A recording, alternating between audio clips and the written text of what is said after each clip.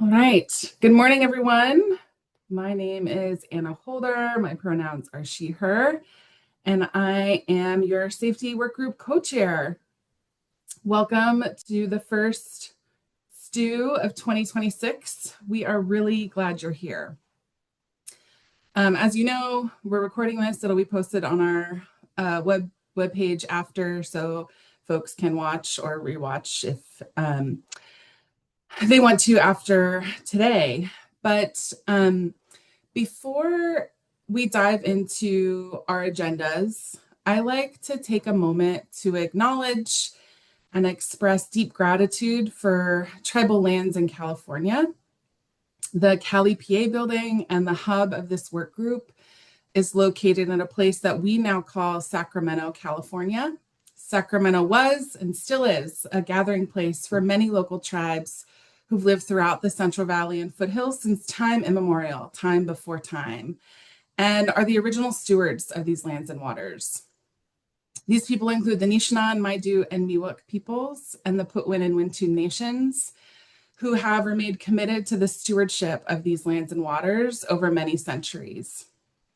And I like to start with this acknowledgement to kick us off because I'm a tribal coordinator, so it's part of my job, but also personally, I think it's important for us to recognize that our organization sits on the tribal lands of Indigenous peoples and that we are all here doing great work because of the sacrifices that have been forced upon them in our collective history.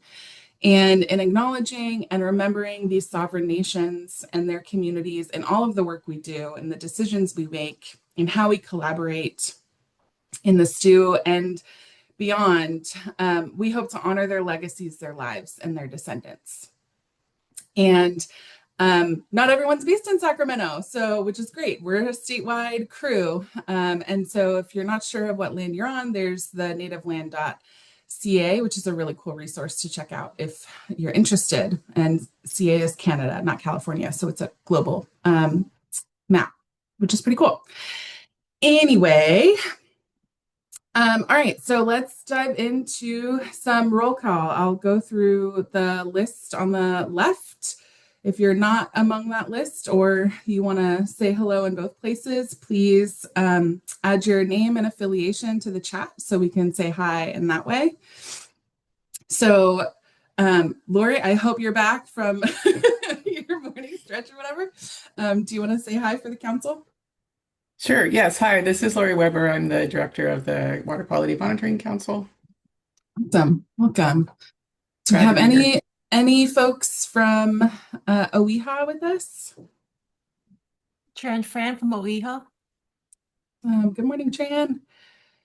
All right, regional boards. I'm feeling crazy, so I'm going to start with Region 9. Anyone here from San Diego region? 8? Region 7? Region 6? Hi, Kelly Huck here. Kelly, you were so ready. You were like on the unmute button. Good morning, welcome. Region 5? Region 4? Stefani Darianto. Welcome, Nice to Stefani. meet you all. Region 3? Region 2? Hey, Christina Yoshida here. I also have two other coworkers here, Sarah and Skylar. Welcome, Christina, Sarah, and Skylar. Thank you. Region 1, North Coast. Hey, good morning. Mike Thomas here. Kathy would be joining, but she's in a training today. No worries. Thanks for joining, Mike. All right, folks from the State Water Board. We got a small crew, so go ahead and just unmute and say hello if you are from any division or office at the State Water Board.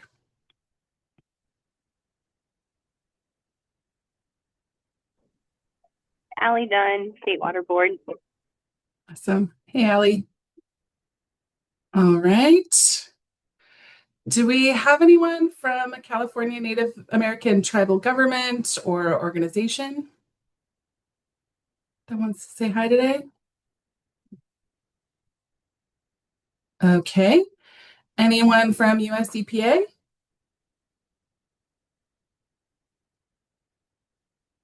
Great. Okay, and it looks like we've got a bunch of other awesome people saying hello in the chat, so welcome all. So today we've got a shorter meeting, which I think none of us are mad about. We'll do our usual quick updates. We'll pass it off to Christina in Region 2, who's going to talk a little bit about subsistence consumption survey that they've been working on the past couple of years. We'll hear from some folks at Department of Fish and Wildlife, they're going to talk about their California Inland Recreational Anglers Survey and give us a demo of the platform that they're working on. And then you're going to hear from me again. I'm going to give an update on our tribally centered fish consumption application that we've been working on. And then I'll walk through our usual wrap up and adjourn. So with that, let's talk data. We are so excited to share that Jennifer in Swamp IQ has, as usual, just been doing the best with the data.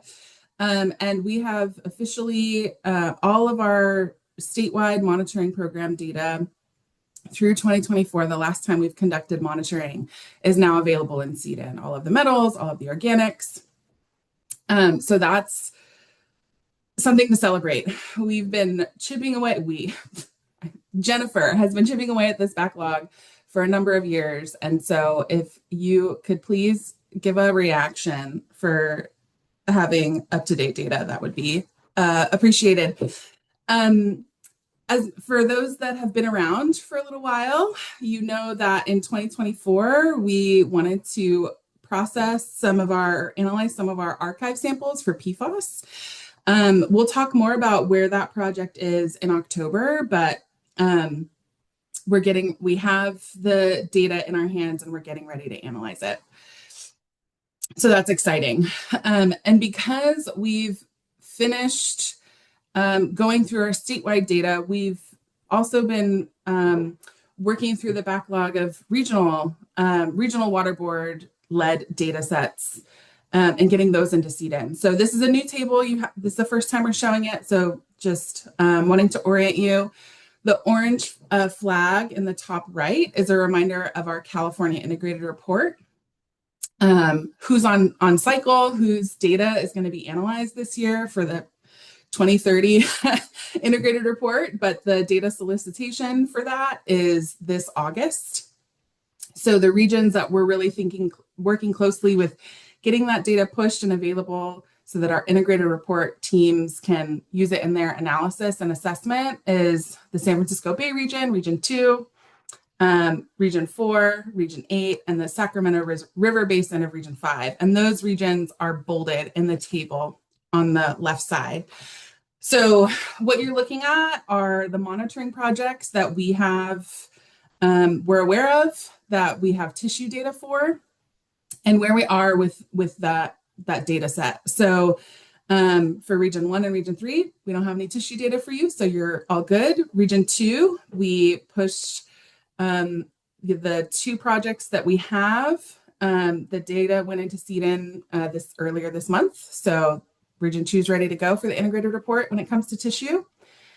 Region 4, there are a couple of projects that we have on deck, and there are some things that we're working with the regional board to get all of the elements that we need to be able to do our quality assurance process and get it into CIRAS.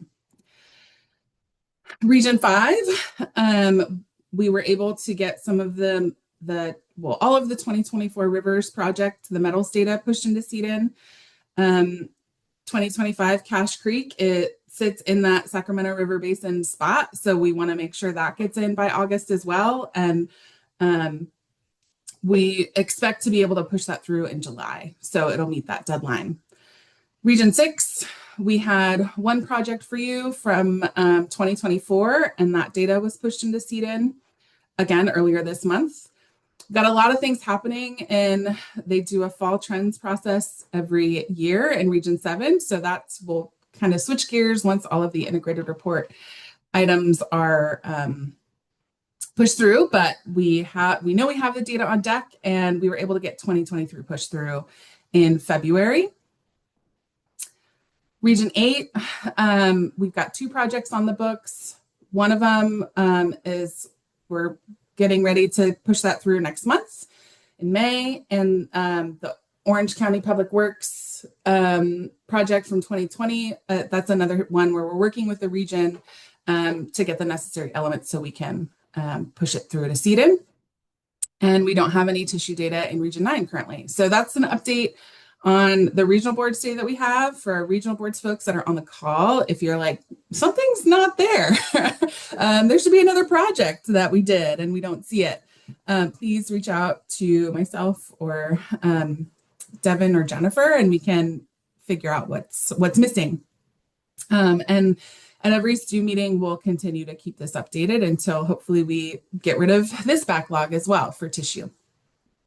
Okay, most exciting, quick update of the day. So as you know, there's been a lot of transition in SWAMP, the bioaccumulation monitoring program, and my role. So I used to be in SWAMP in terms of the org chart.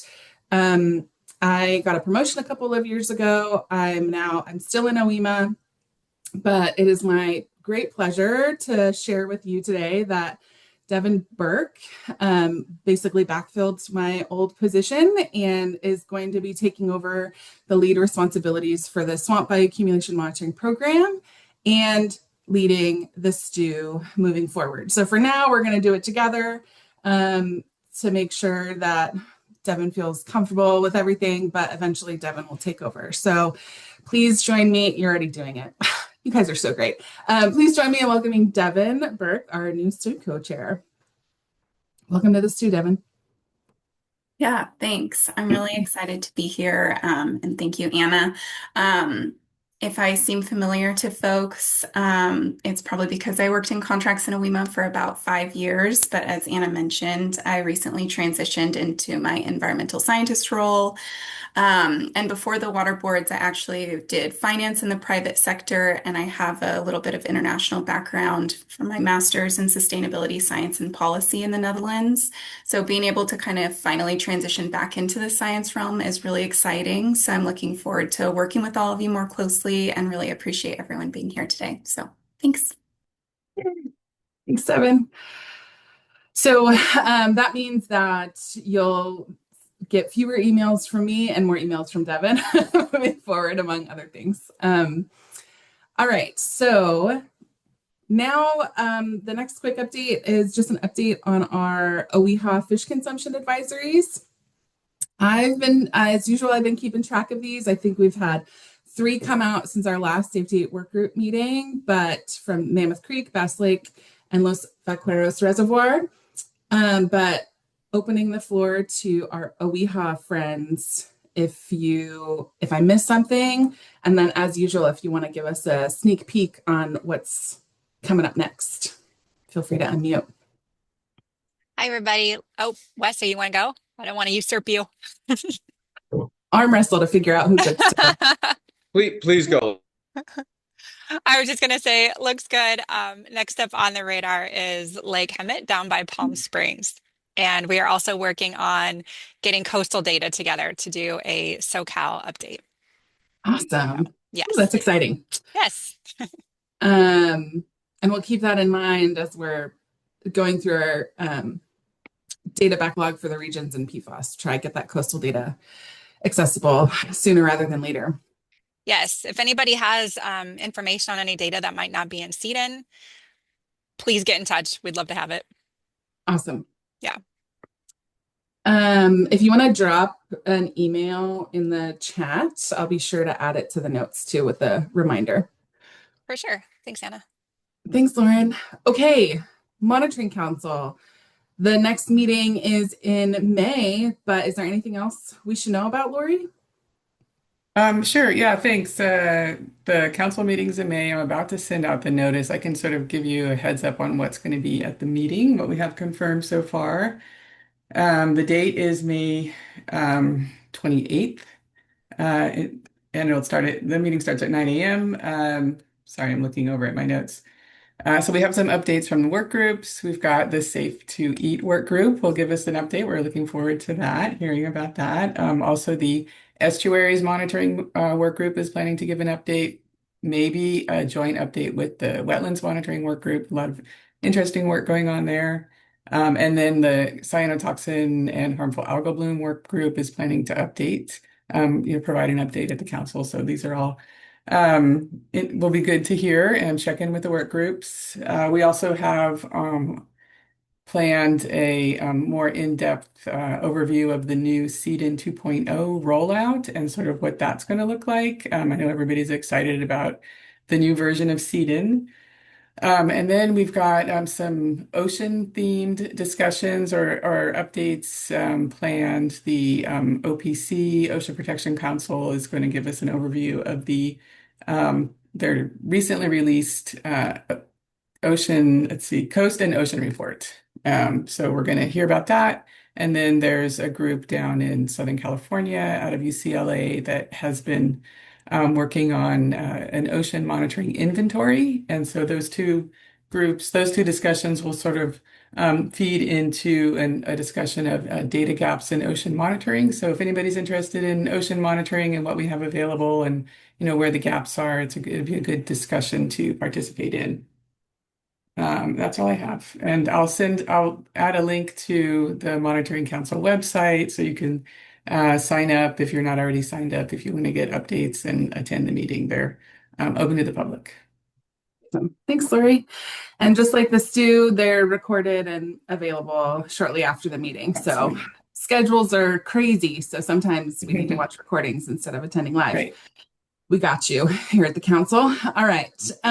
Next up is our partners at Biomonitoring California recently released a publication titled Associations Between Seafood Consumption and Serum PFAS Levels Among Asian Pacific Islanders in the San Francisco Bay Area. This is really exciting.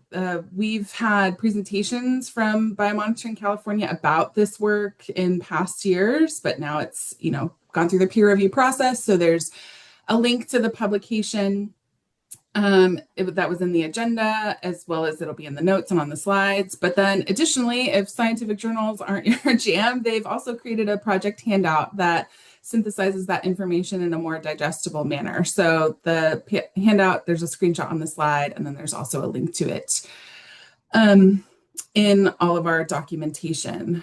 Is there anyone from Biomonitoring California that wants to say more?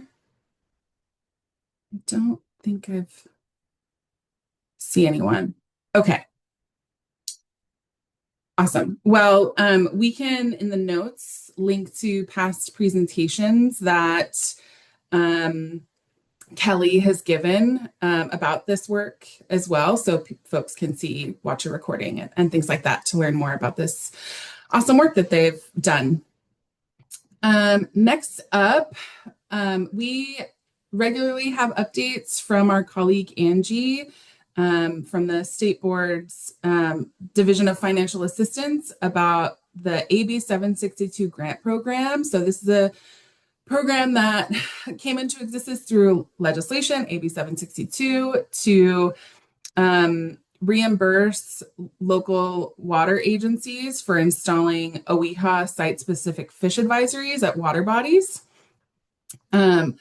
Again, this is voluntary. There's no mandate for them to do that. So this is an incentive to get those signs posted next to where people go to fish. Angie wanted us to share that the grant program is looking for a new nonprofit administrator. So someone to help administer the grants and do the reimbursements. There's a little bit of information on the slide. It'll be a 3-year agreement, and they're estimating about $50,000 a year for an annual allocation, which will include any overhead administrative costs and then the reimbursements themselves. So if you are a nonprofit organization or you know of one that might fit the bill for wanting to do something like this, please email any suggestions to Angie Norda.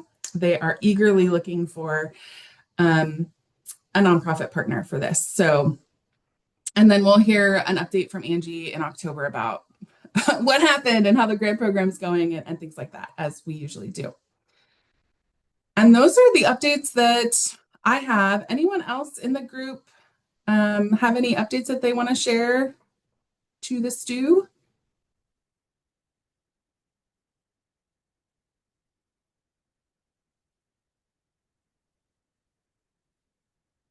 Okay, great.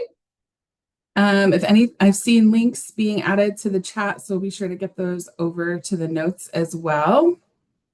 If anyone else thinks of updates, we can always circle back before we close today. So next up, I am so excited to welcome Christina Yoshida to the Zoom floor to tell us about the work that you've been doing in Region 2 with a subsistence consumption survey.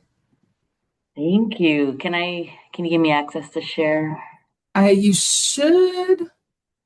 Oh, there we are. There we are. Magic. Okay. Here we go. Share. Okay. It's loading. It's happening. Thinking about it. Are you there? Can you see it? I see the PowerPoint. There it is. Okay. You're ready to go. Okay. Hi, everybody. I'm Christina Yoshida. I'm the swamp coordinator for Region 2 and have been delving more into stew-like work as funding has shifted in the swamp. But also I'm just really excited to be part of this. You know, my dad was a big fisherman in the Bay. I grew up in the Bay Area, so this is very exciting for me to be part of it.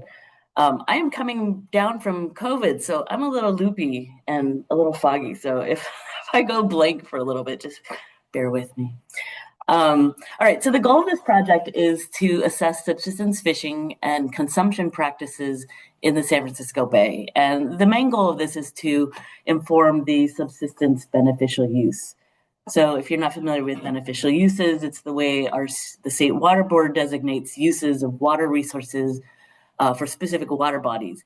And they help us set water quality goals and assess impairment so that we can protect public health and the environment.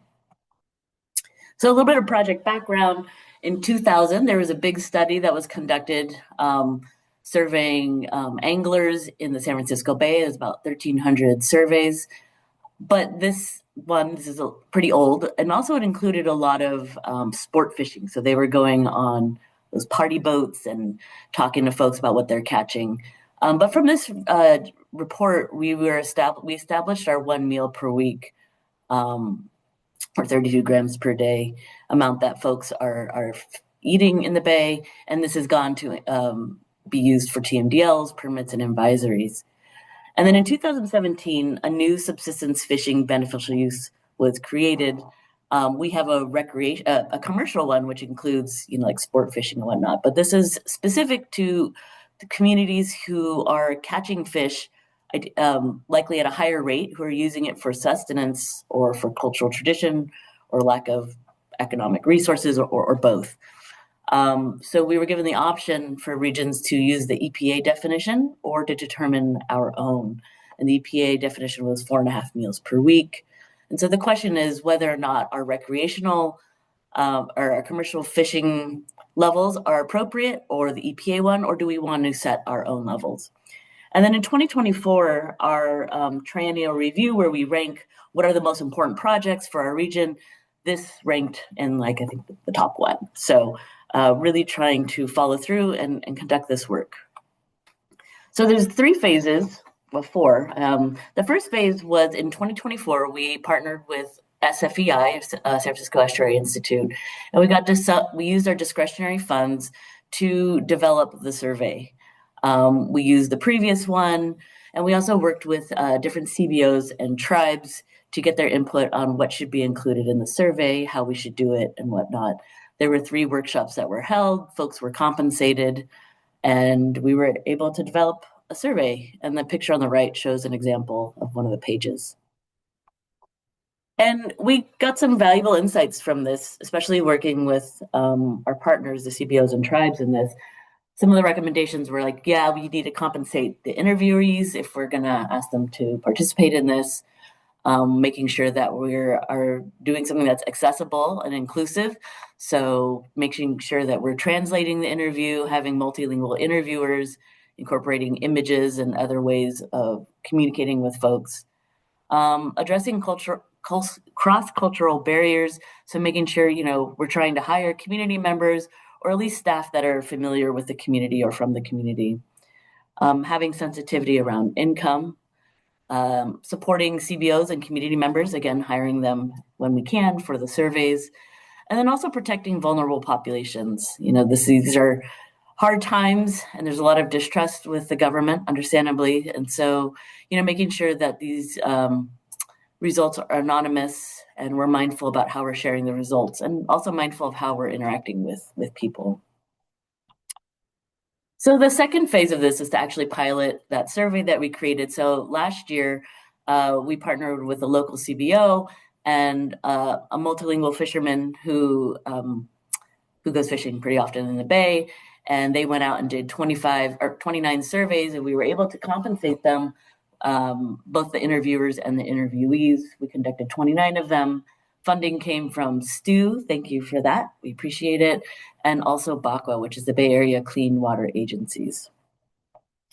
And I was going to present the results, but we have results from the second phase, or the third phase, so I will skip that for now. So phase 3 is we are partnering with Anthony Khalil from SFEI. He's a community engagement specialist. He's a local fisherman, has worked with a lot of CBOs. And we are refining the survey that we had created based on that preliminary one we just did. So we updated the survey. We made it a little bit shorter. Feedback was it was too long. We did some rewording. We added a bunch of visuals like this one on the right. That's a handout. It's labeled with different languages and all the fish. We translated the survey into Spanish. We have a bunch of handouts when people ask, hey, well, so how should I be eating these safely? Or give me more information. And then also we finally got some iPads, and so we put it into Survey 123, so it's a lot more streamlined, it's faster, less mistakes. So the goal is to conduct 200 surveys this year, and we got funding to pay for SFEI and also to reimburse people that we interview with more funding from BACWA. So some preliminary results. We've only done 50 so far, so we're a quarter of the way. The map on the right shows where we've been in orange and successfully did some interviews. Yellow is where we attempted, and gray is where we're hoping to still go. We've done most of them in English, but we've done a few in Spanish and a couple in Mandarin. Most of the interviews, there's a pie chart shows the demographics, primarily Asian and Latino folks.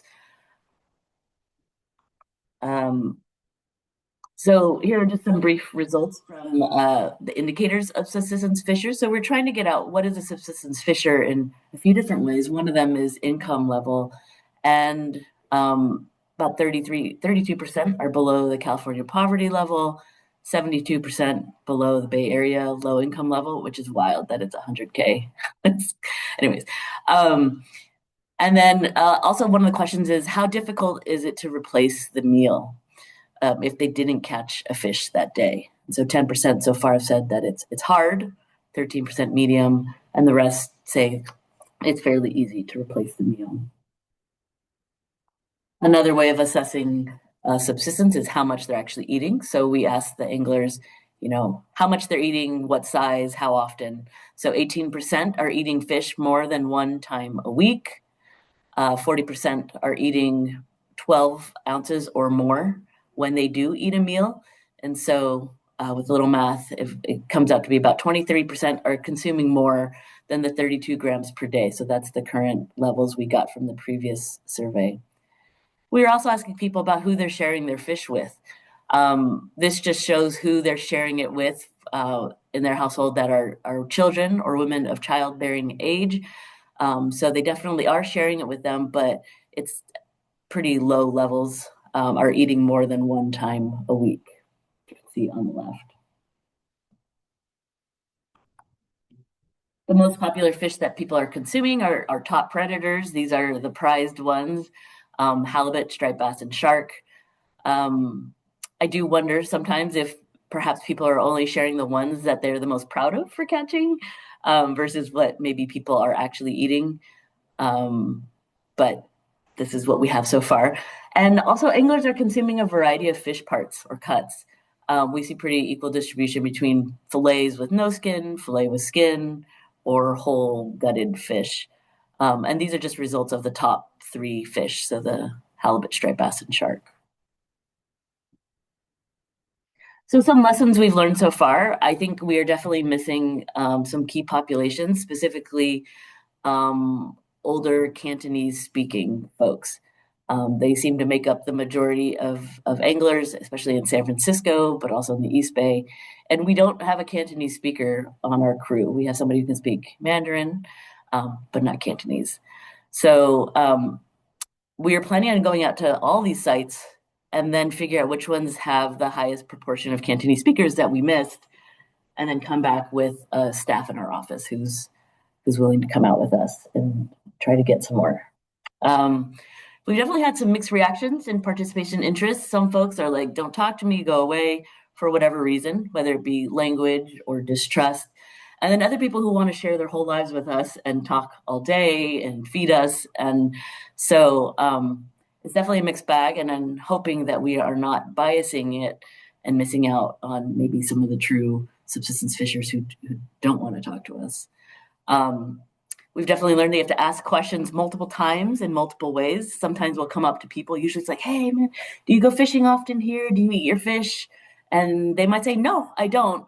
And then I'll keep chatting with them and they're like, oh, yeah, I ate that fish yesterday. That was so good. Or, oh, yeah, last week I caught 5 of those and fed them to my sister. And you're like, okay. So we got to just keep asking things in different ways and adapt with folks, and based on each personality and where people are coming from. One thing that's been a challenge is getting people to answer the income question. As you can imagine, it's a very personal question. And so trying to adjust how we ask it. Something that's worked for us is we show them our tablet and have them fill it in on their own for that question. So it's not being spoken out loud, which has seemed to have worked. So next steps, we have to complete 150 more surveys this spring and summer. We're going to combine them with the pilot results. They're sitting currently in 2 different databases, so we have to do some data wrangling. Continue to build trust and presence at these fishing spots for future projects. Again, we've met some folks who are super interested and want to partake in more projects with us. And they're like, hey, man, if I catch some fish, will you pay me for it? And we're like, oh, okay, hold on, let me get your information. And so for future work, which I'll talk about in the next slide, it's important that we are meeting these people. And then, of course, a final report. So maybe this is a little too early, but we did apply for $2 to $3 million grant. Well, SFEI did, and we're partnering with them for the San Francisco Bay grant with EPA. And this work would be collaborating with CBOs and local tribes, and it would be adding 1,000 more surveys to try and match the numbers of the previous one.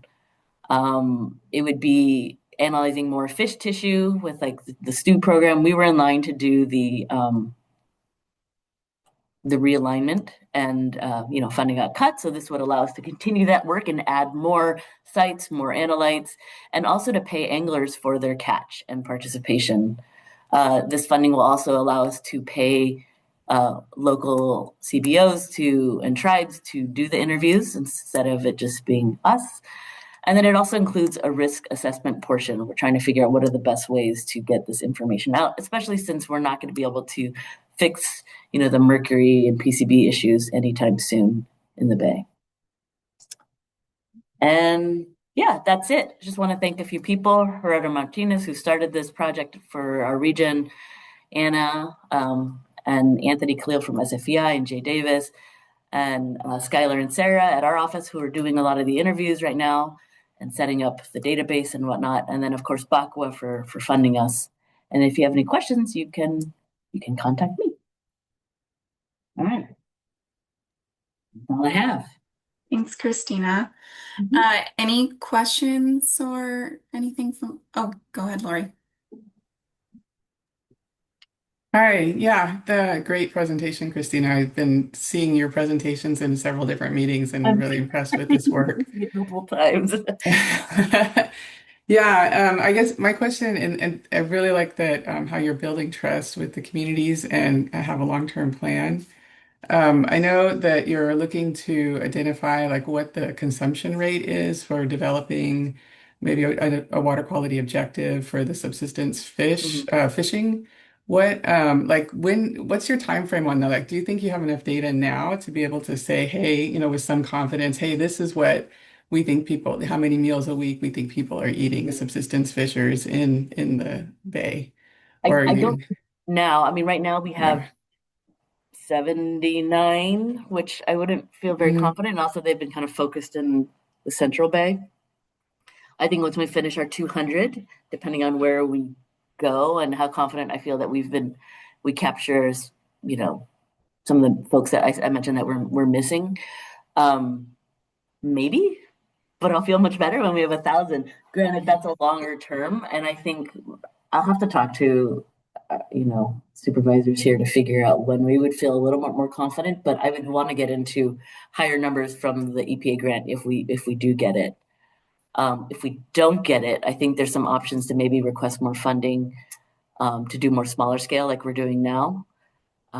So I think in like a year, maybe two, we would be pretty close. Yeah. That's good progress. Yeah, good luck. Yeah, considering that the sub came out in 2017, we're a little behind, but we're Hey, really like the gears are in motion. I mean, the hardest part is yeah, funding, right? baby And PY, steps. of course, Yeah. and having to be kind of more imaginative about how we do this because you can't, yeah, waterboard, you can't get money to pay people to to participate in interviews. Yeah. Any other questions? Yes, if I may. Yeah. Hello, everybody. My name is Vanessa Correa. Christina, congratulations for your work and your sensitivity and how you approached people there. I think that is very, very important. And I wanted to know what was their perception of the study? What do they think about what you folks were doing? Hmm. It's a mixed bag. Some people are just like, "Oh, you want to pay me? Okay, I'll talk to you." Some people were a little more hesitant, like, why do you want to know this? Like, what are you going to do with this information? Um, and so explaining that, we're trying to do it to protect public health, I think helps. Um, I think the people who are the most weary of us won't even talk to us or look at us. They're like, no, go away, go away. So yeah, it's a mixed bag. I think once the people that we're able to explain it to and talk to are usually like, oh, that's great. Thanks. I appreciate that. And I've even gotten some follow up. I'll hand out my card and we'll get emails and calls from people who are like, hey, can you tell me more about that? So I think overall it's good. But again, I do think we're missing part of the population. And I don't know if we'll ever get to them because they don't, for various reasons. How And we're big trying do not you to push think it? it. Yeah, we of did do course. We did do a internal training and thinking about how do you conduct these in a respectful way and do our best to do this right based on literature and sociology like practices.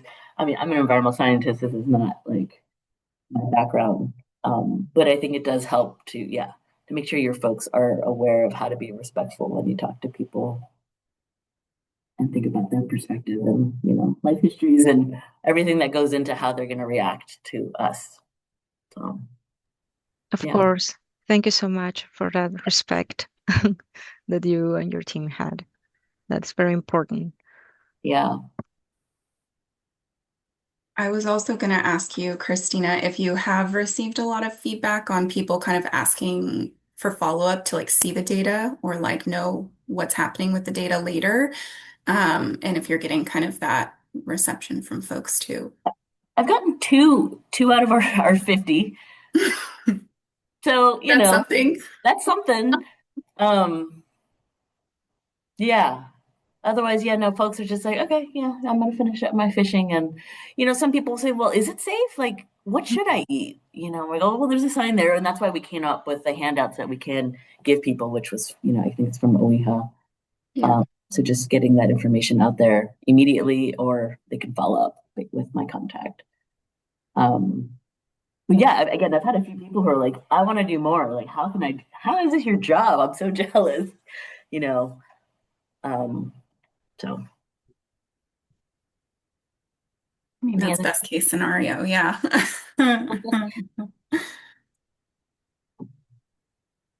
well, I'll be back when we're done and I can share the results. So stay tuned.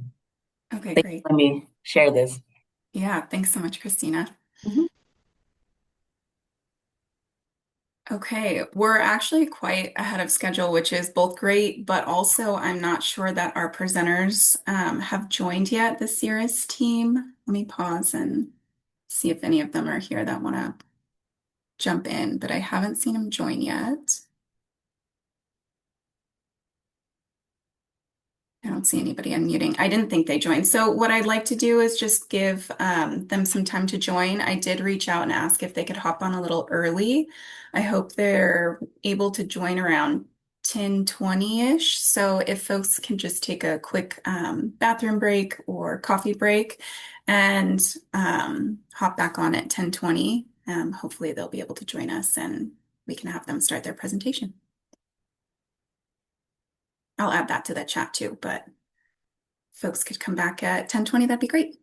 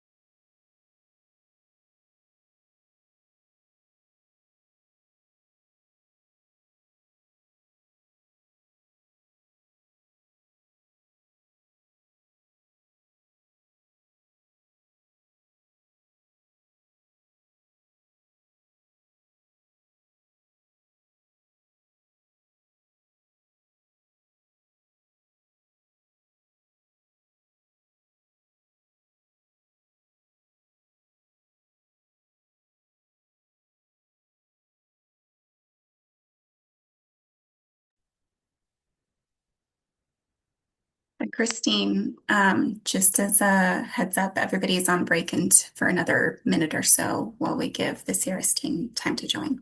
Okay, great.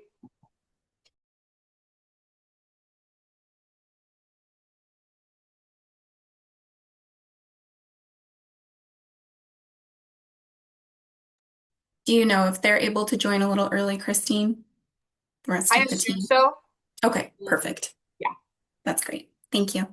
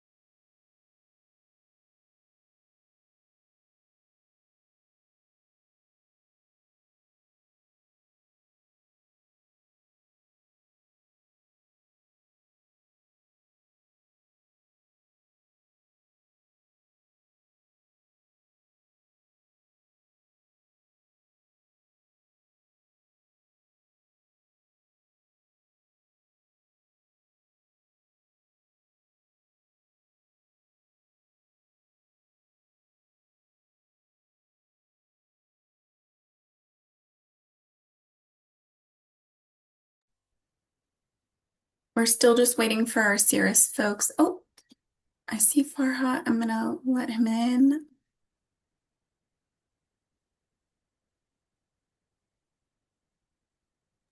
I think our other team member, Eliza, just hopped in too. Okay, amazing. I just want to make sure before I share the screen, because I can't see once I do so, that I'm not missing anybody from our participants list.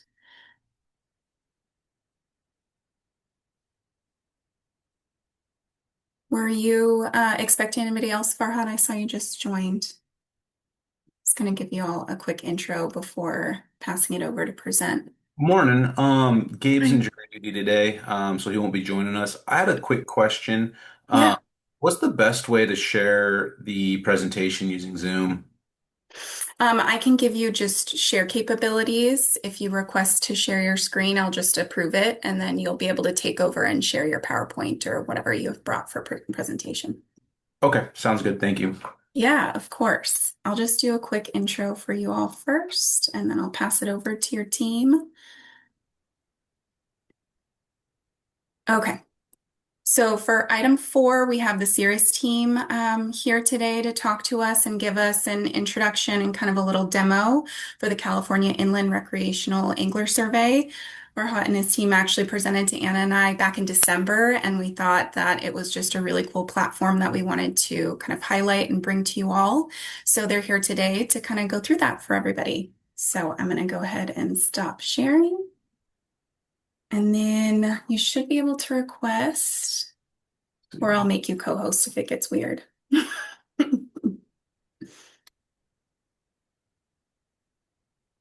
How's that? Let's see. Oh, I can see. Can everybody else see as well? Awesome. I see thumbs up. So I'm passing it off to you. Okay. Morning, everyone. My name's Farhat Bajalia. I'm with the California Department of Fish and Wildlife. I supervise the inland trout program out of Fisheries Branch in West Sacramento, and my team's been working on a project called the California Inland Recreational Angler Survey. With me today, I have Christine and Eliza. Did you guys want to introduce yourselves real quick? Sure. I'm Christine Berkey Mellon. I'm an environmental scientist with the Inland Trout Program at Fisheries Branch, and I helped with the build of the California Inland Recreational Angler Survey. And I'm looking forward to presenting to you guys. Hi, my name's Eliza Tabungar, and I am the Heritage Wild Trout Program intern at Fisheries Branch, and I worked on CIRAS, and I do a lot of the background things, so it's nice to meet you all. Thanks, guys. So, I appreciate everyone taking the time to get together today to discuss the California Inland Recreational Angler Survey, known as CIRAS. CIRAS launched in January 2025, but getting to this point has been over 3 years in the making. CIRAS is a web-based angler survey platform that includes a standard angler survey, the ready to fish data dashboard, as well as an internal staff portal. The platform aligns with longstanding inland fisheries policy and both of CDFW's inland hatchery and inland trout management plans. And CIRAS is live statewide, and anglers can submit and view their fishing data for waters throughout the state. The pilot phase in the broader Sacramento area ended in December 2025, and we're implementing lessons learned as we began rolling signage out statewide. So, to kick things off, a little bit of background. So, there was a call to action to standardize and modernize our Angler Survey Box system within the Strategic Trout Plan.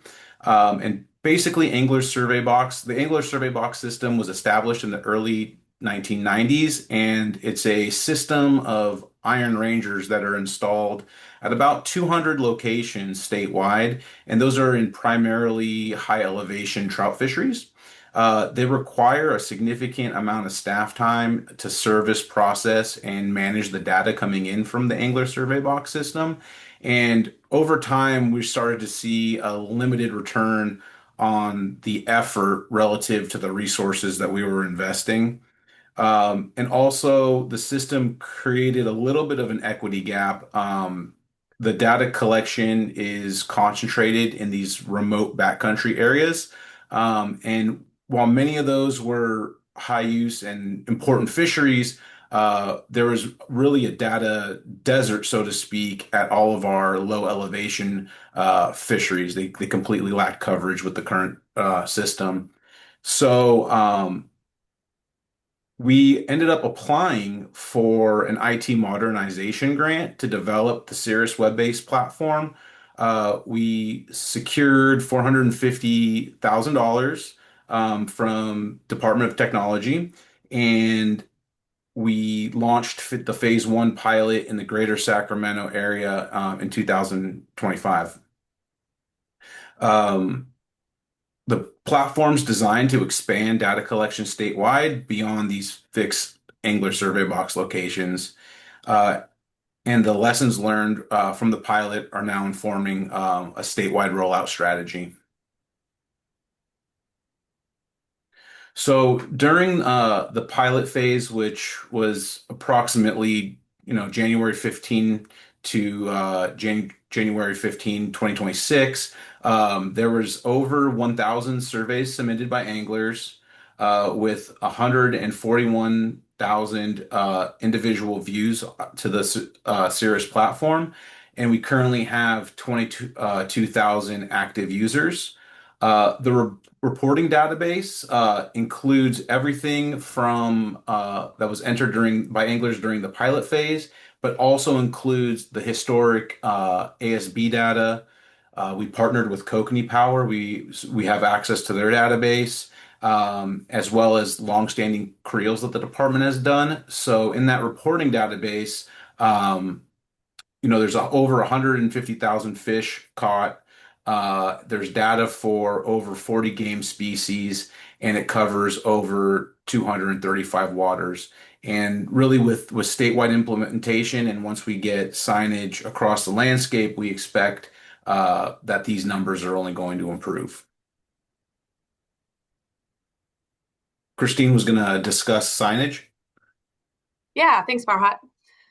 So this map shows the distribution of signage that we installed during the pilot phase. To date, we've installed over 300 signs across the Sacramento and the Bay Area regions, with expansion currently underway statewide. Each point on the map represents a water body with signage, and many of those locations include multiple signs to capture different angler access points.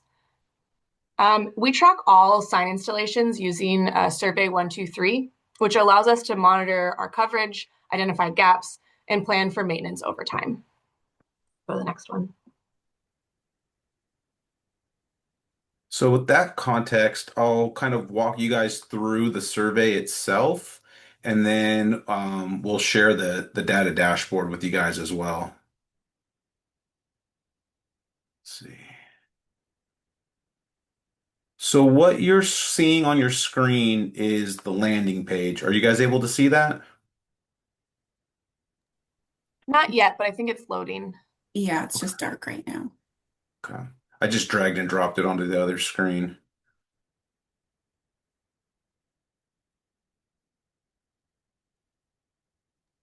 You can see your arrow. I wonder if maybe the drag and dropping is messing with it. You might want to unshare and reshare. Yeah, let's try that.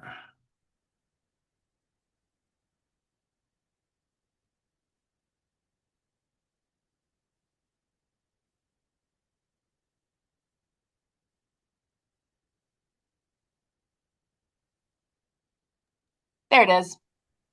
Awesome. So what folks are seeing right now is our landing page, and users are greeted with a video, the option to watch a video that explains CIRAS. Then they're able to either enter survey data or view the ready to fish data dashboard. And if they scroll down further, they could see which fish species have been trending within the last 30 days, as well as waters trending within the last 30 days. And then they have some by the number stats, number of surveys submitted and number of fish recorded.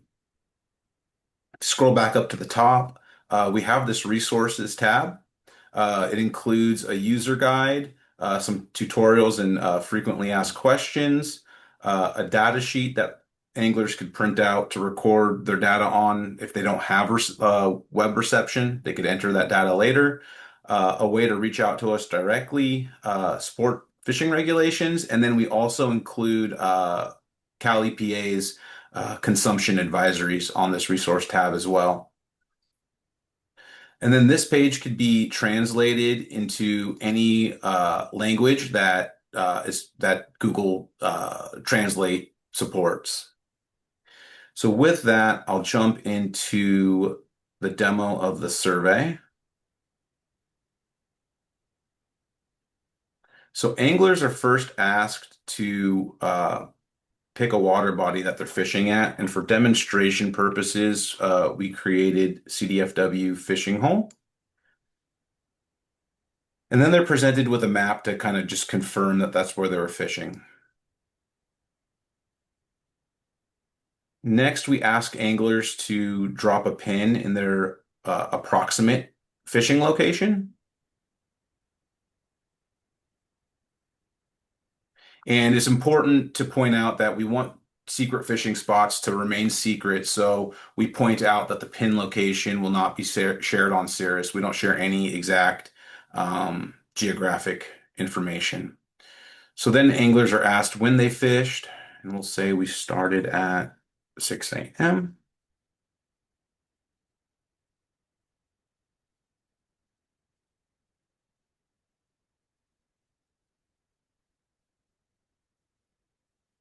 and that we fished for 4 hours. And then anglers are asked if they were targeting a specific species. We'll say yes. And this question allows us to calculate species-specific catch per unit effort or catch per hour. And we'll say we were targeting rainbow trout. And then they're presented with an illustration to confirm that that's what they were actually fishing for. And then they're asked if they actually caught fish.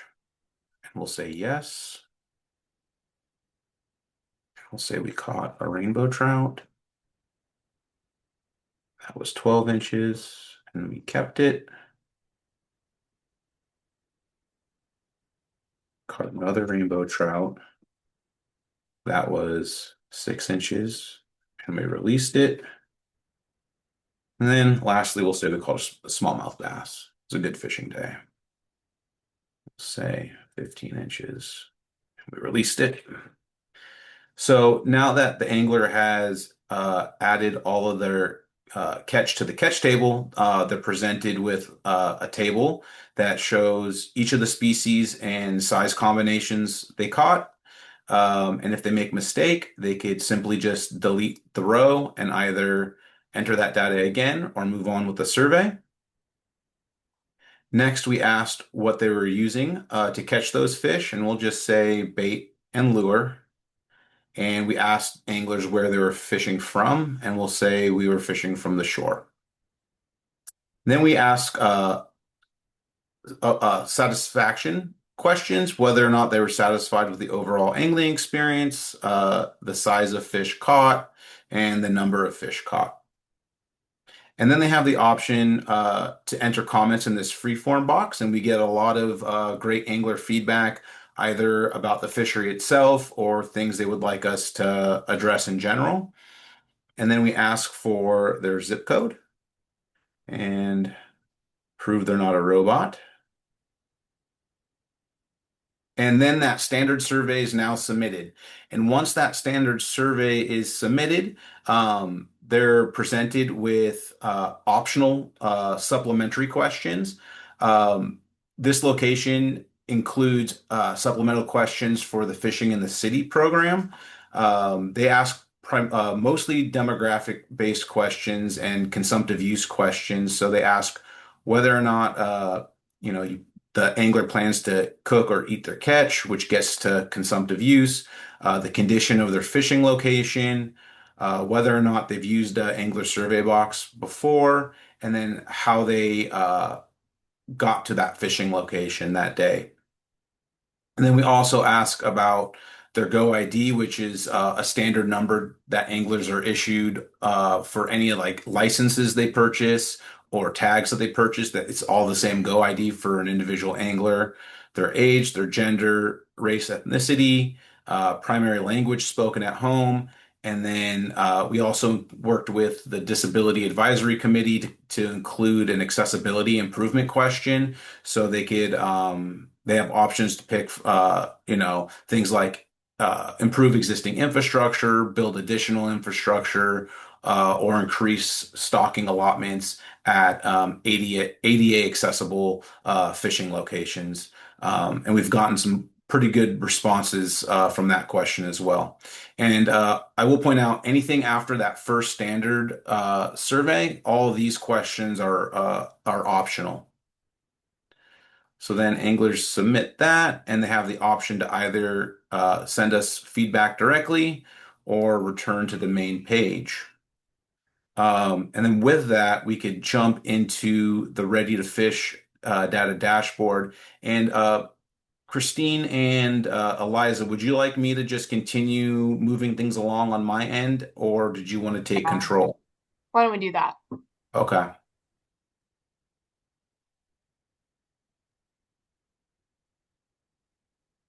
So once anglers get to the dashboard, they could start manipulating the data in three main ways, which includes by fish species, by water name, and by area. So we'll start with fish species, and we'll choose rainbow trout because everybody loves rainbow trout. And we'll view the data dashboard. So what you're seeing on the screen now basically is every location that we have rainbow trout data for, which may or may not be useful, but the dashboard is interactive. So each one of these locations that has data is delineated by an orange or yellow circle, and the larger the circle indicates the more data we have for that specific location. So if we click on this location, let's see, it then it customizes the view specifically for that location. So anglers are able to see how that location is fishing by month, a size distribution of the fish being reported there, the type of gear anglers are catching those fish on, as well as a median length. And then if we have enough data, the fish caught per hour for that location. Um, Another interesting feature, let's see. So another interesting feature, so now we're seeing the data statewide again. Let's say you're an angler that's interested in targeting really large fish. If you click on the size distribution graph, if you click the larger fish on here, it'll now filter the areas within the state that those large fish are being reported for. So that's kind of cool. Um, and then next, we were going to discuss water name, and I think I was going to pass it over to Eliza for that. Yes. All right. So similarly, if you are interested in fishing for a fish species, you could do the same thing by fishing for selecting a specific water. You could search by its water name, or you could select the water body by directly typing its name or by scrolling through the default list of surveyed waters with data available. And once the dashboard loads, a summary of submitted data will be specific to that body of water you selected. It's very similar to what you saw on the fish dashboard. You could further use the advanced filters to narrow down specific data that you're interested in seeing, such as by year. And if you'd like to look at another water body, you could easily use the same process using the top left area of the dashboard. I'll go ahead and pass it on to Christine to talk about the search by area function on the CIRAS dashboard. Just to jump in real quick, it also shows you what species are being caught at that specific location. And if you click on that specific tile, that species tile, it'll filter the data just for that species. So before we were seeing aggregated data for all species present, but you could filter by species.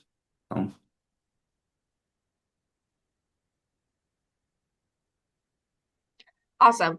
So this is our last view, the area view. And it's kind of like fishing Yelp is how I like to think of it. So you can select a city, let's say Sacramento, and then depending on how far you're willing to travel under the city, I'll let you pop that dashboard up, is distance. And this is just a radial distance from the center of that. You click view dashboard, and now you have all the waters that we have data on within 50 miles of Sacramento. So similarly to the other viewpoint, you'll see this toggle up top that says survey waters. So these are only the waters that we have survey data on. If you toggle it, you can see all the waters within the area. Again, not the most useful, but if there's a water you really like in there that's not reported on, we highly recommend folks to then give us some data. So let's toggle that back off. So from here, there's kind of some summary stats, the number of waters that are in the view, the number of fish that have been caught, number of hours, number of trips. And then I think the coolest part is the different species that are found in the waters in that area. So you can scroll down, kind of get an idea of what your options are if you want to fish 50 miles from Sacramento. And say you're really interested in brown trout. You can then click the brown trout tile, and it'll narrow it down to just those waters that have brown trout reported in that area. And then if you go down a little bit farther, we also have all those satisfaction scores for each of those waters, so you can start surveying through those. And all the advanced filters are fairly similar on each of these viewpoints, but you can really like take a lot of time to really like mess around and dig with the data and play around with things. Thanks, Christine. Let's see. I think I'll bring back up the PowerPoint and then go over a few more slides and then we can open it up to Q&A. Let's see.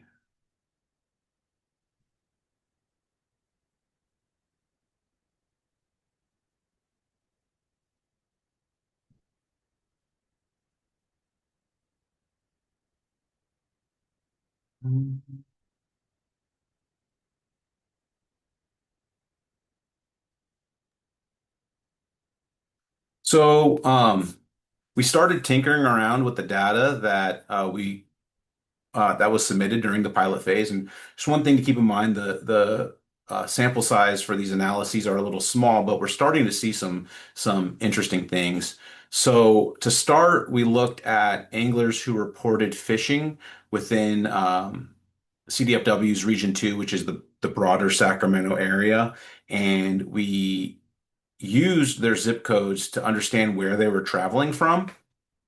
And about half those anglers were from Sacramento, with most of the rest of those anglers coming from nearby communities such as Roseville, Rockland, Folsom, Rancho Cordova, and Elk Grove.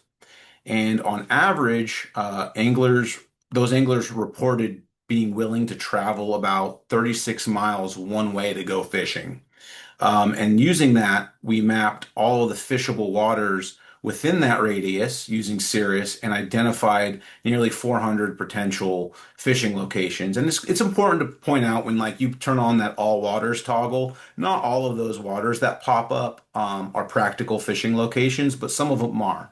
And so from a management perspective, this highlights an opportunity to focus stocking and effort on high use waters within that 36-mile range. And it also aligns with previous findings that kind of show that opportunities close to home are a major driver of participation, especially in urban communities. And we know that the majority of our license sales occur in these urban communities too, such as Sacramento, the Bay Area, LA, San Joaquin. So these high sales hubs also provide quite a bit of angling opportunity that should be focused on and improved. So really the takeaway is straightforward. A lot of opportunity already exists close to where anglers live, and we need to work on aligning resources to make those opportunities more visible. So next we took a look at how catch changed over the course of the pilot at our urban waters to understand seasonable use. Most of these waters are affiliated with our Fishing in the City program, and a few clear patterns emerged. So trout dominate during the colder months, which lines up with stocking and angler demand. And in the summer, we see strong use of catfish allotments along with anglers targeting a variety of warm water species. So catch patterns clearly reflect that seasonal demand. And then from a management perspective, this reinforces the importance of our Fishing in the Cities catfish program, which is actively supporting summer fishing opportunities, and that should continue to be supported. And it also highlights an opportunity to expand and diversify our warm water fisheries where appropriate, and invest in things like habitat and stocking strategies that could support more self-sustaining populations over time. Because if you take a look at the chart, you can kind of see in the colder months, trout stocking kind of dominates what anglers are targeting. And in the summer months, anglers are mostly targeting those catfish, which makes sense from like a temperature threshold perspective. But during those summer months, you could also see there's quite a bit of anglers targeting panfish and bass as well. And I really do think that is providing additional warm water opportunities is kind of low hanging fruit where we could be improving some of these fisheries close to home.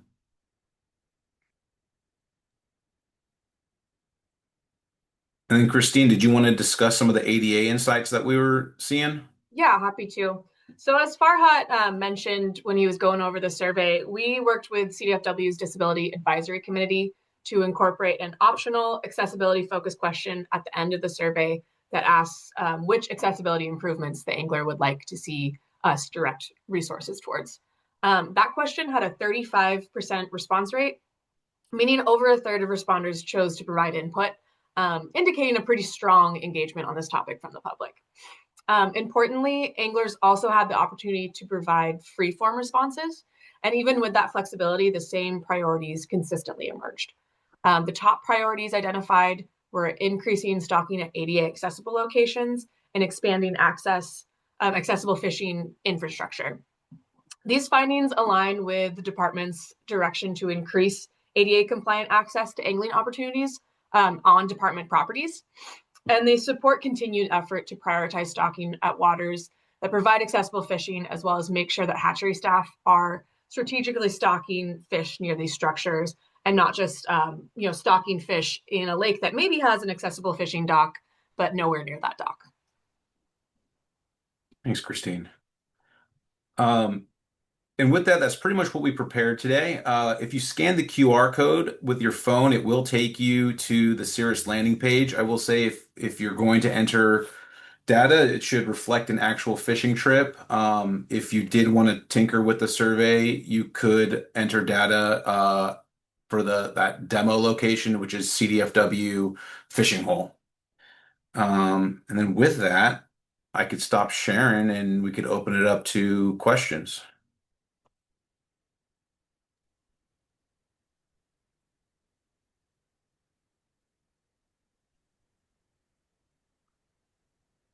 Thank you all. That was a really great presentation and just really helpful insights that even kind of hearing about the platform you wouldn't think are really being collected. The ADA insights specifically are really great. So appreciate it.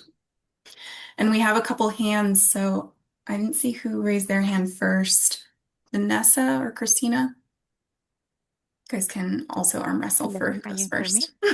Can you hear We can me hear better? you. Oh, okay.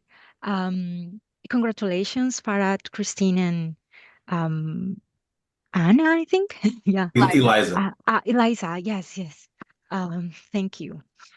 Great work. I see the web page, a very great tool to know these fisheries. And I would love to know, as I see several factors here, I would love to know what is the question that you want to answer here in first place. I actually have several questions, but that's the main one.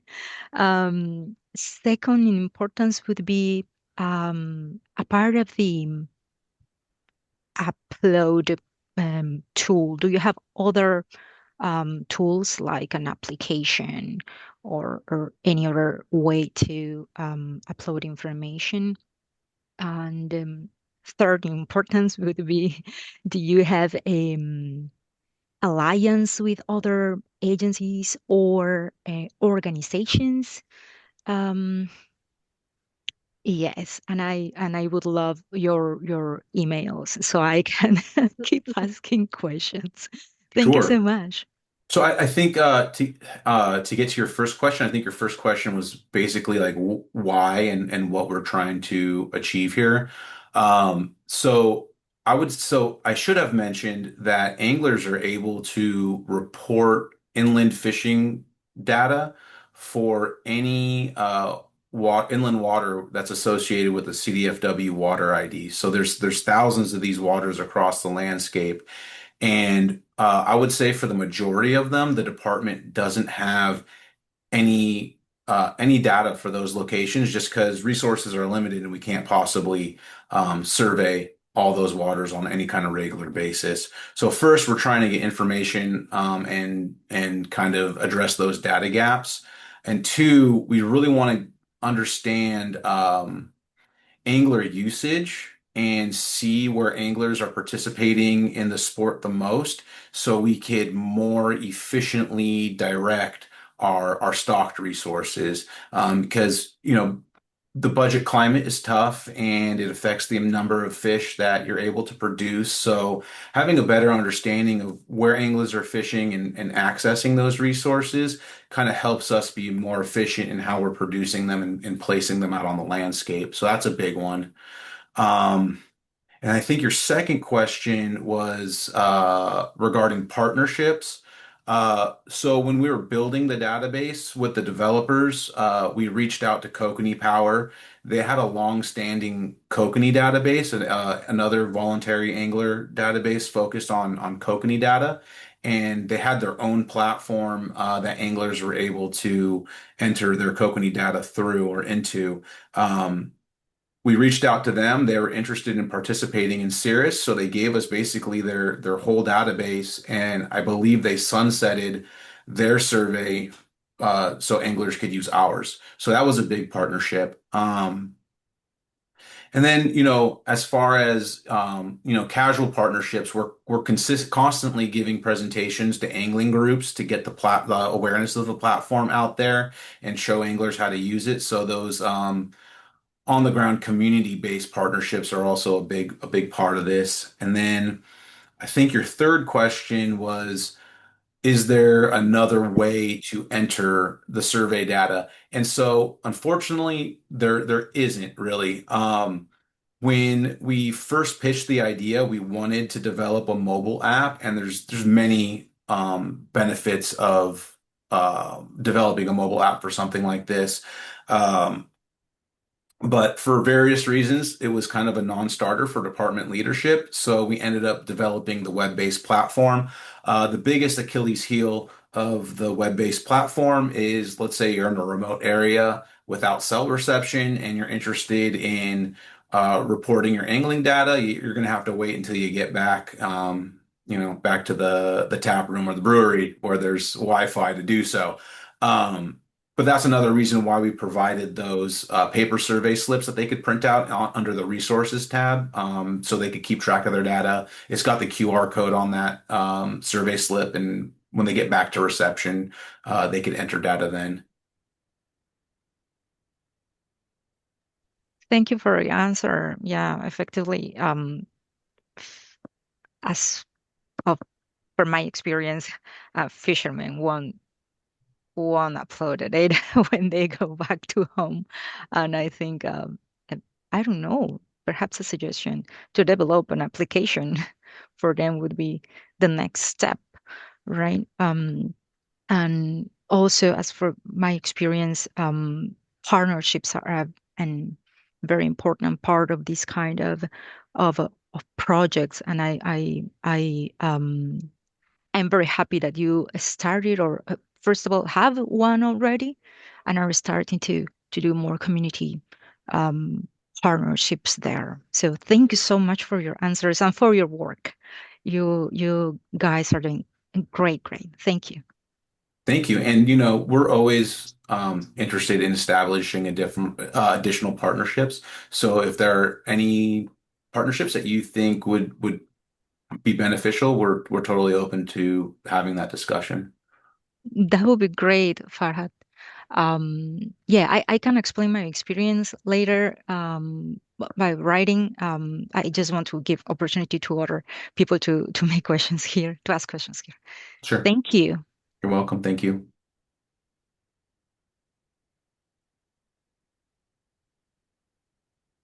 That's my question.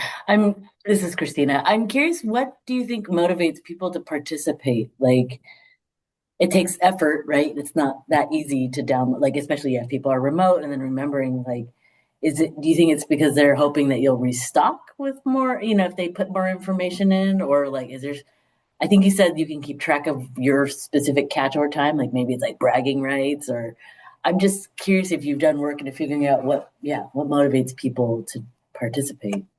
Yeah, so to provide a little bit more background, so with that Angler survey box system that we're kind of working on sunsetting, um, that was established in the mid 90s, so to speak. And anglers have been contributing their data to that survey box system. And the biggest question we've gotten back is what is the department doing with our data that we're submitting to you? And they'd either have to wait till one of our scientists published a report for that water and then kind of like scour through that report to figure out the information they're interested in. Or, I mean, they might not even see anything come of the data, unfortunately. Um, a big motivator for anglers entering their data into CIRAS is that ready to fish data dashboard. Once their data passes built-in validations, it gets immediately uploaded to that dashboard every day. If it doesn't pass those validations, it's sent to our biologists for additional QC before getting uploaded to the dashboard. So really, I think a big motivator is immediate access to that data in a cool and useful way that they could plan their fishing trips with. Whether it's trying to figure out where the next brook trout fishery they want to target is, or they want to start targeting their trophy rainbow trout, like they now have that data at their fingertips and can manipulate it in a way that's meaningful. And really the message is like the more data you guys submit, the better tool that dashboard will become. We have another question actually in the chat that I want to ask before giving Kelly an opportunity. Lauren asked, does or could this survey assess if the angler is fishing for subsistence uses? Gosh, sorry. The Sure. water boards are always trying to understand subsistence fishing locations and types of fish consumed. Yeah. So the main standard survey doesn't really address consumptive use specifically, but you can see whether or not those fish are kept or released. So theoretically, if they're kept, the likelihood of them eating it is pretty high. Uh, the fishing in the city program is very consumptive use focused. So they standardized all of their questions for the statewide fishing in the city waters. So they are really kind of keying in on that consumptive use and trying to figure out which percentage of our anglers rely on these fisheries for food. So, Great, thanks. Mhm. All right, Kelly. Hi. Oh, yeah, my question was pretty similar to that one. I was looking on the dashboard and I couldn't see where the catch or release, where you could see that option on there because like I do, that would be a great tool I think for us when we're looking different areas to see where things are actually being consumed or not. Yeah, that's a good point. We don't currently display catch and release data on the dashboard. So that could be a future feature that we might be able to build out. But if you guys are interested in kind of the data on the back end, we could work with you and provide summaries for locations that you're specifically interested in. Awesome. Yeah, we That's great to collect a know. lot more data on the back end that's not shown on the dashboard.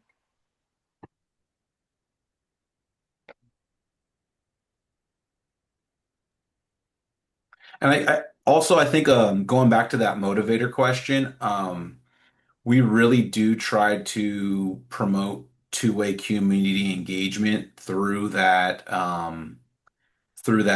open field, that open comment field, and we take it seriously. So one of the things that we were seeing during the pilot phase was that desire for additional warm water fisheries close to home.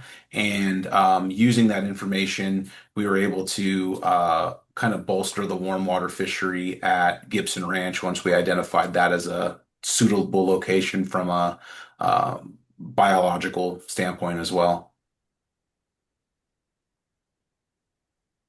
That's great. Thank you all so much for your time and presenting today. This was really great and informative. So thank you so much. You're welcome. And I could go ahead and I could drop my email in the chat too. So if you guys have follow-up questions, please feel free to reach out. Happy to talk about this stuff. Awesome. Thanks so much. I'm going to pass it now to our last item for Anna to cover our tribally centered fish consumption application and project update. Oh my gosh, thank you so much, Co-Chair Devin. Passing it to Co-Chair Anna. That was awesome. Thanks, everyone. Before we close, I just wanted to give an update on our tribally centered fish consumption application project that we've been working on. As you know, our monitoring budget is suspended indefinitely, and so we've been switching our focus to really thinking about how we can do better to communicate about the data that we have and really support community information and understanding where it's safer to eat fish, particularly in this case, according to cultural practices for tribes and other communities. So we got some internal funding to develop an interactive and user-friendly application, web-based application, similar to the Fish and Wildlife team. An app, phone app is a little bit outside of our reach right now. So we're doing it, our application. And we're centering the needs of California tribal users as partners in developing the application, although it'll be publicly accessible, so anyone will be able to use the application. And the reason why we're centering tribes is because we value our California tribal partners and want to continue to support them and their needs, but also a similar application was developed for the Great Lakes region. And so we're really thinking about how to reuse and remix, tested and an application that already exists to use as a starting off point of what do we like about this and what do we want to customize for California. So there are lots of publications about this Our Fish app. I'm not going to try and say how to pronounce it in Ojibwe, but it's a really great app, and it centers, tribes in the sense of using nutrition recommendations, of course, but also, indigenous recipes, artwork, language, that sort of thing. It took them many years and lots of funding to develop, but we're getting started here in California. So like I said, we received some internal funding to the SWAMP program, the bioaccumulation monitoring program.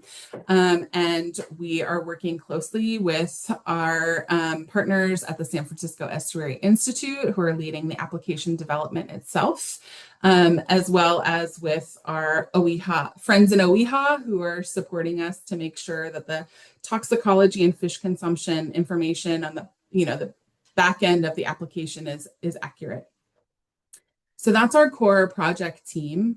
But as part of this, we wanted, like I said, to center tribal needs in terms of co-creating this application from the beginning. So we assembled a tribal advisory committee, and we have representatives from the California tribal governments or organizations that are on the slide through their logos or their names.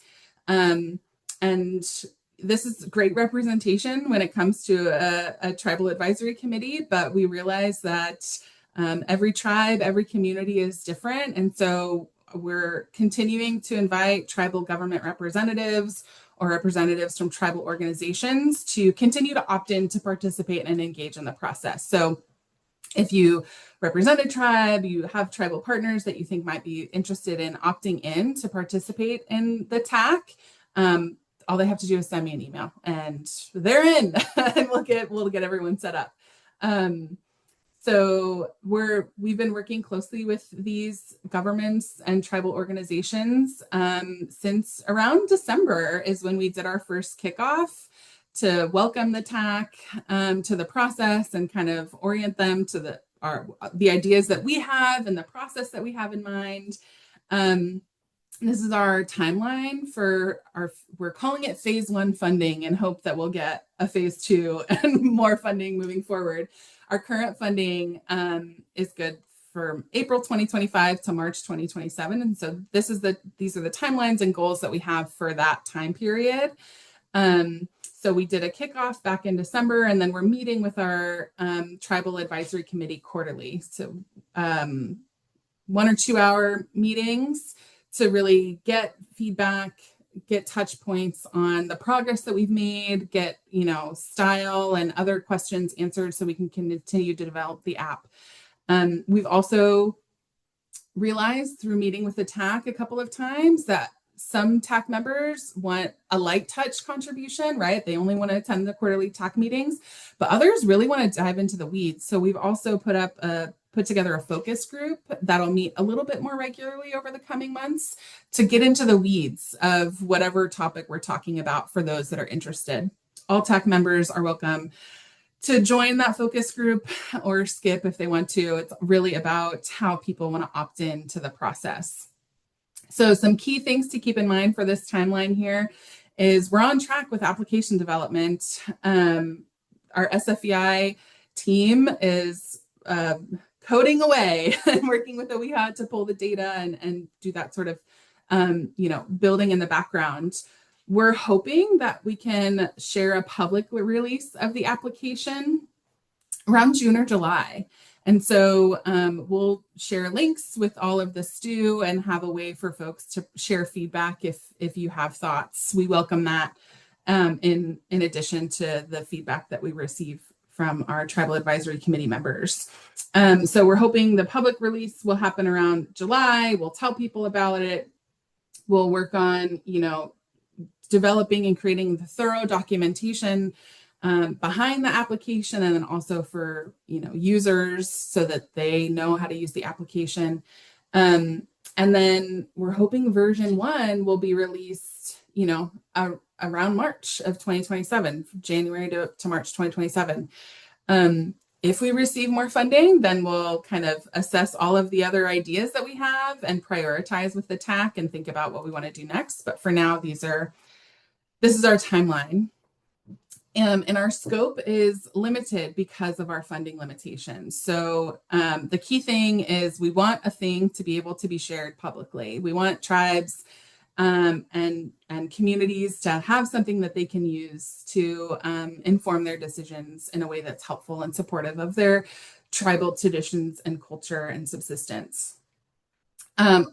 There's a lot of data out there, but most of it's around fish. So we're only using fish data available in CIRAS right now, and we're prioritizing the data that's tissue data that has mercury and PCB analysis, partly because that's where most of the data, that's what most of the data is.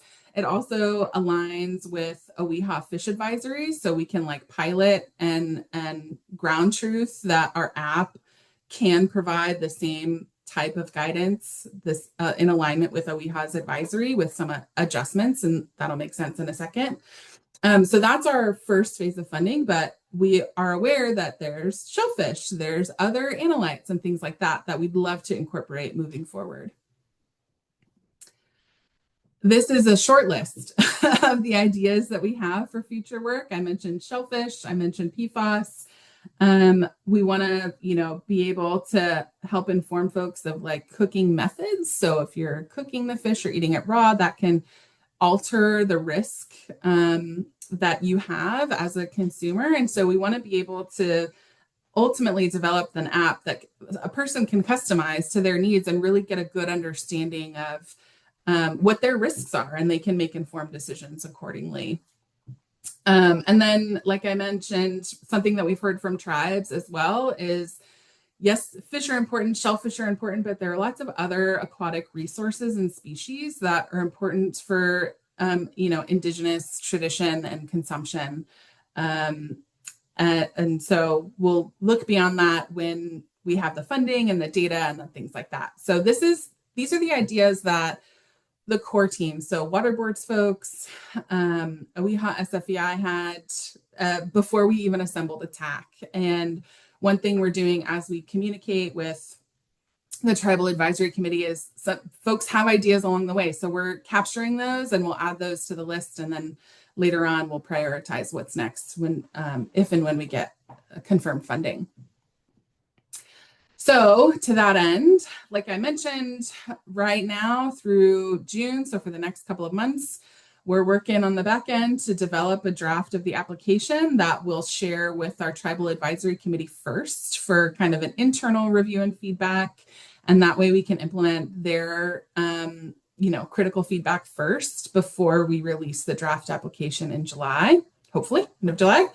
At that time, you'll get an email from the Safety Workgroup email list sent by me and Devin, and a solicitation of checking the application out and sharing any feedback you might have, ideas for future work, things like that. We'll give a presentation of the application and a demo, much like the CIRAS team did today. So we'll give a demo of the fish consumption app and at the October meeting.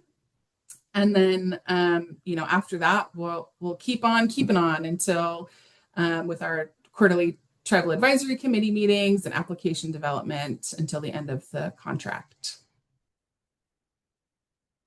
And that's all I had, short and sweet. I don't have any details to share because we don't have anything created yet, but it's on the way. But I wanted to keep you all posted on our progress. Any questions about that?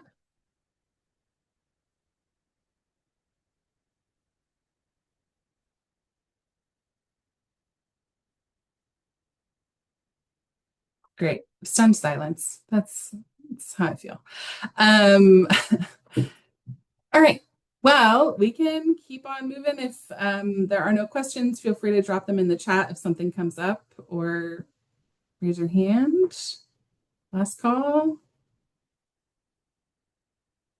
Great. All right. So we're a little bit ahead of schedule, but that's go us. These are action items. We'll go through each item that I tried to think of future us when I was creating these slides and what I think action items could be. But if I missed anything, please add it to the chat, unmute so we can capture it in the notes together. First and foremost, we're going to update our webpage and get Devin on there as the co-chair. And then beyond that, for the quick updates, just a reminder for folks that if you know of any coastal data that OEHA could potentially integrate into their upcoming fish consumption advisory for the coast update, please put it in CDN or email Lauren, and their email is on the slide. Similarly, if you have any ideas for a potential nonprofit partner that could work with the water boards to distribute AB 762 reimbursements for posting signs at water bodies, please email Angie. And then was there anything else for quick updates? Any other action items that folks heard? This is just Jennifer Salisbury. So when we were talking about the PFAS archive study, there will be a bunch of beaches and coastal work in there. Yeah. Oh, I know. I know. We'll share that more detail about what's in the PFAS archives and locations and things like that. I want to kind of do a deeper dive of what we're expecting at the October meeting, so we can show where the samples are coming from and what they're of and things like that. And I got OEHA, Wes, and Lauren on speed dial, so when data's ready, they'll know for sure. Okay. Thanks. Yeah, Jennifer. I mean it's a mixed bag. So yeah, it is, which is exciting. We get a little bit of everything. Any other than getting Christina's awesome slides, if you're willing to share them so we can post them along with the notes, were there any other action items that came up for Christina's presentation?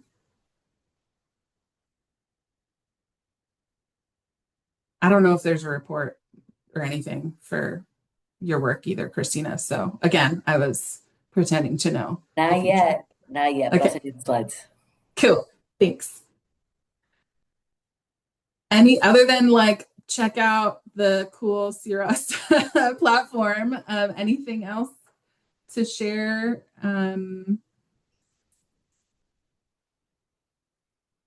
Action items for the last presentation for the CIRAS demo?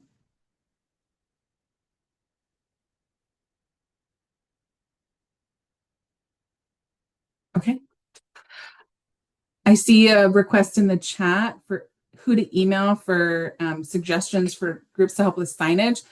Once we're done going through this, I'll drop it in the chat. So hang tight and we'll get you that email address.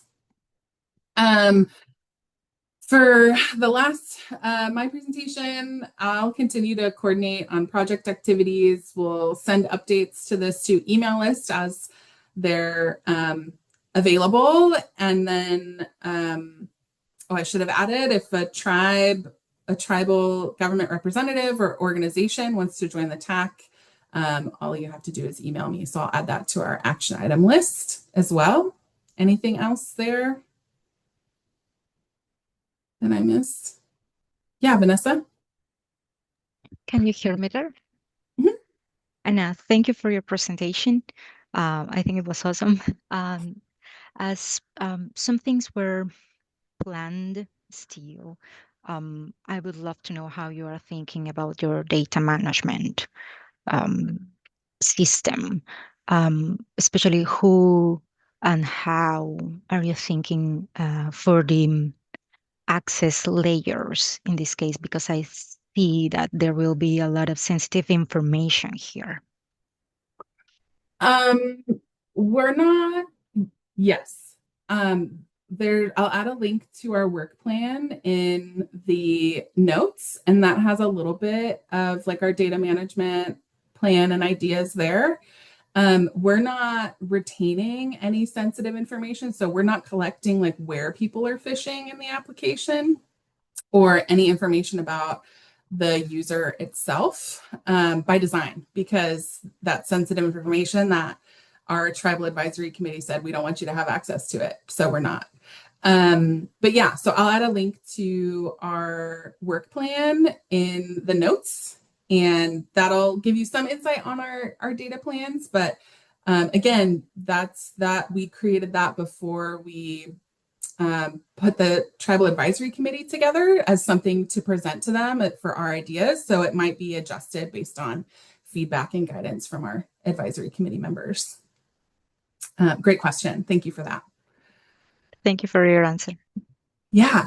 And then general action items admin. So Devin and I are going to process this recording.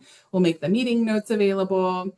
We'll integrate slides, post it on the webpage, and as things are available, we'll send email announcements to our safety workgroup email list, all of which I think you are on it already, but for those that are watching the recording, because you're going to forward it to your friends, right? Beyond that, we have another meeting scheduled for October 28th. If you haven't registered yet, you still got time.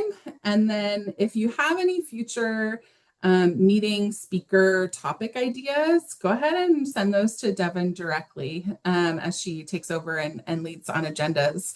Sneak preview of October, we're hoping to hear from the San Francisco Bay Regional Monitoring Program, potentially also the Delta RMP, and maybe others. So just getting updates on monitoring that's happening. But if you're working on a project or you want to share about a project at the October meeting, please drop a line and let us know. And with that, thanks for joining us in the stew today, everyone. And we will see you in October. And I'll stop the recording and then I'll drop that email in the chat. I haven't forgot. Thanks, everyone.